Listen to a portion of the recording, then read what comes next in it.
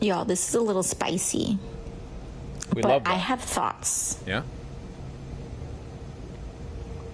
I feel like I should save this for a live. I'm not coming for people who are thinking about this. I'll talk to you. What I have a problem with is the fact that if you are running for president, you are the de facto leader of your party. And first of all, trust me on this. I run as a third-party candidate in New York. I'm also run as a working families party candidate in addition to running as a Democrat. Because trust me, I've been on record about my criticisms of a two-party system. So this is not about that. But you are the leader of your party. And if you run for years and years and years and years and years in a row, and your party has not grown, and you don't add city council seats, and you don't add down ballot candidates, and you don't add state electeds, that's bad leadership. And that to me is what's upsetting. Because if you have been your party's nominee for 12 years in a row, 4 years ago and 4 years before that, Howie Hawkins was the nominee in 2020. 4 years before that. Howie Hawkins was the candidate in 2020. You cannot grow your movement pretty much at all and can't pursue any successful strategy, and all you do is show up once every 4 years to speak to people who are justifiably pissed off, but you're just showing up once every 4 years to do that. You're not serious. You're not to me. Yeah, if you want to see like a critical difference between a serious third party and like the American Green Party, look at how in like Germany or whatever the fuck, right? When they build a party, they build a party. That means local running. That means infrastructure. That means everything, you know? Link to Jill Stein thing if you care. Vosh, she retweeted every left. Benjamin, I said shut up when you mentioned it. What would make you think that I care? It's not surprising me that Jill Stein is going to retweet everyone who agrees with her. She's a grifter. She gets paid off to be a spoiler candidate. That's it. Jill Stein and the Green Party at large have no interest in being an actual third party. First of all, if they were, they would run in local elections, not just show up every 4 years to be a spoiler candidate to the Democrats. Second of all, there would be like actual rapport between the Green Party and elements of the Democratic and Republican parties in an effort to pull both over. Stein and the Green Party broadly exclusively attack the Democrats. Not followed by anyone you're following. Blessed timeline. They exclusively attack the Democrats because they're only interested in being a spoiler candidate. It doesn't really matter what she says or what her policies are because none of these matter unless you're willing to actually run a political party, and she isn't. Damn, she really is like just retweeting everyone who's mad at AOC. AOC is calling Jill Stein predatory while the DNC commits genocide in this war. Listen, I've got a litmus test for you, okay? If a person online or a person in your life doesn't understand that the Green Party is a non-viable party, full stop, like they can't acknowledge that, they're not worth talking to. They genuinely don't have any horse in the race. They have no interest in engaging politically. They have no interest in achieving any outcome. They are exclusively there to feel good with their preferred, like, you know, badge of association. That's it. That's literally it. This isn't like a matter of opinion. This isn't like this is the purity test you have to pass. It's an objective, factual position that A, they can't win this time, not even viable to, on the ballot in all states, and B, there's no ground game, there's no effort to run in local elections, there's no effort to do anything outside of every 4 years they show up to be a spoiler candidate. If a person you're talking to can't acknowledge that, there is literally no point in engaging with them.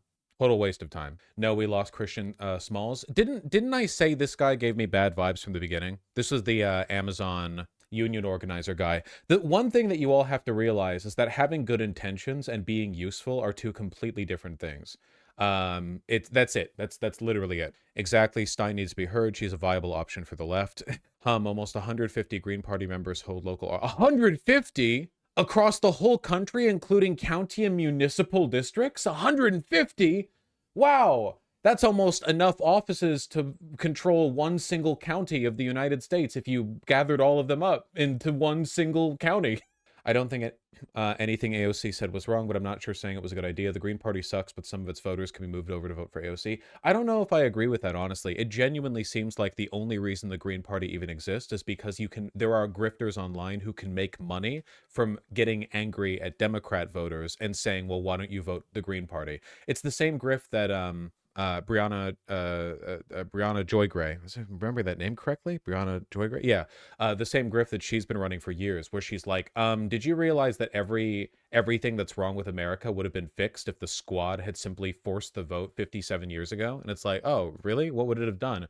Well, they would have gotten the Democrats who don't believe in Medicare for all to vote showing they don't care about it, and then nothing would have changed. Okay. That would have fixed everything, huh? Yeah, it's purely just like grifter season.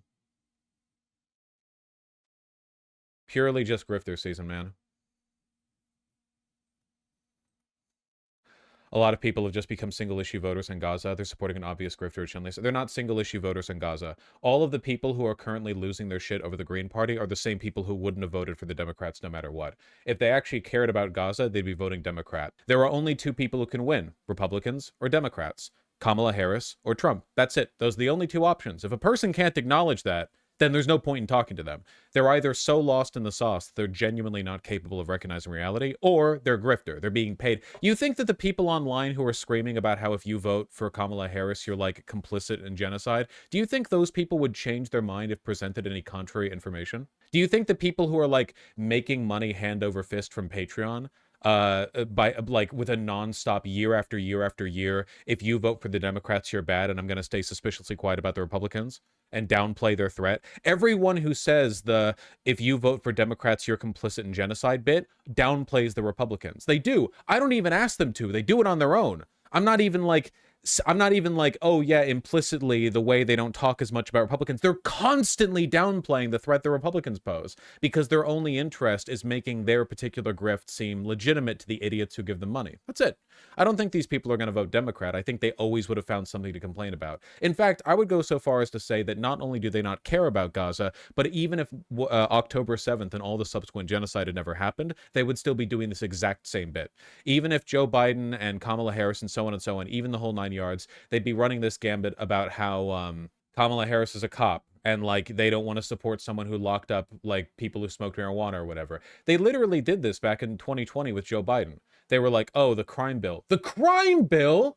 You want a fascist to win in the presidential because the other guy 25 years ago voted for the crime bill? Or like proposed was one of the like primary architects of it?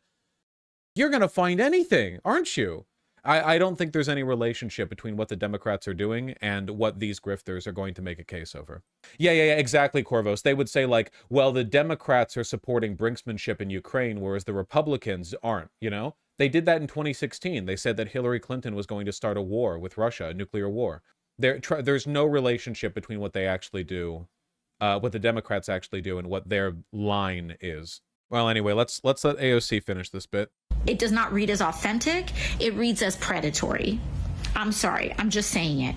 Because as a person, I endorse Working Families Party candidates. I endorse DSA candidates. I take risks, and I endorse even in primaries against Democrats when it's merited. What does this person do to grow power for the... Well, I want to go looking for the whole damn thing. Do I care that much? But didn't Hillary want a war? Or was my Republican dad just talking too much in 2016? Probably don't take Republicans' advice or like word on what Hillary Clinton wants or doesn't want. No, she did not. She was not arguing for a war with Russia. That was not a real thing. In my defense, I was like 12. Ah, I see. Excusing blame. It's a really good clip. Don't know why it's so short, though, because I think she said more. Yeah, I don't really care. There's not much of a point in engaging with this part of the left because it really is almost entirely grifters. There's almost no other... We are talking about a space where almost 100% of the active pundits and agitators and organizers and activists and advocates and everyone are the same guy. And by the same guy, I mean ruthless criticism of Democrats, no criticism of Republicans, pretends to have left-leaning values but is incredibly defensive of like Russia, particularly with regards to their invasion of Ukraine, thinks the Democrats are responsible for the war or like NATO expansion is responsible for it. Fiercely anti-Israel, varyingly like pro-Hamas, Hezbollah, which, okay, that's one thing, right? But then at the same time, basically no engagement with any of the actual events or process of what's going on over there, almost entirely use it as a wedge against the Democrats. It's like all the same guy. It's one person, you know? It just split into like 50 or 100 different facets.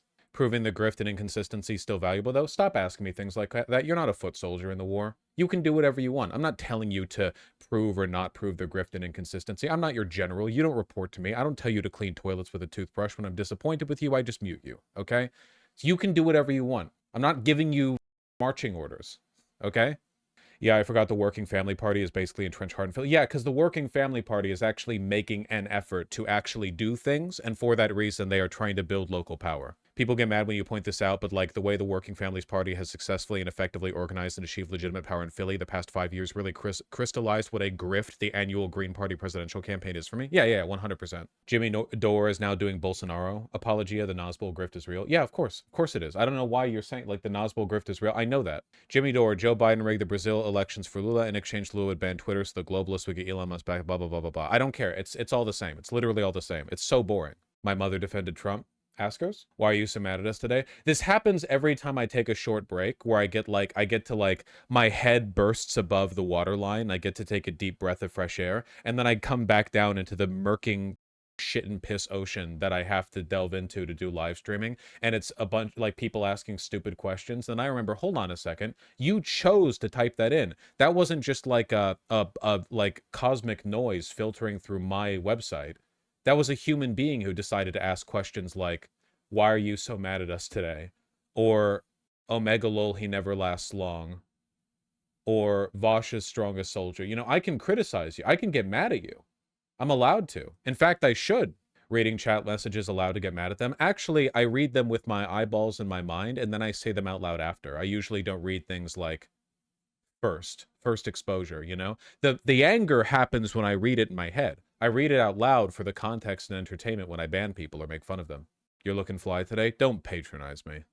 Is your engagement in Bernie or bust and electoralism different from analogous issues now? Yeah, it is different because, again, back in 2016 and 2020 when the Bernie or bust discourse happened, there were a lot of people involved in it who weren't grifters. It's the same as the right wing now.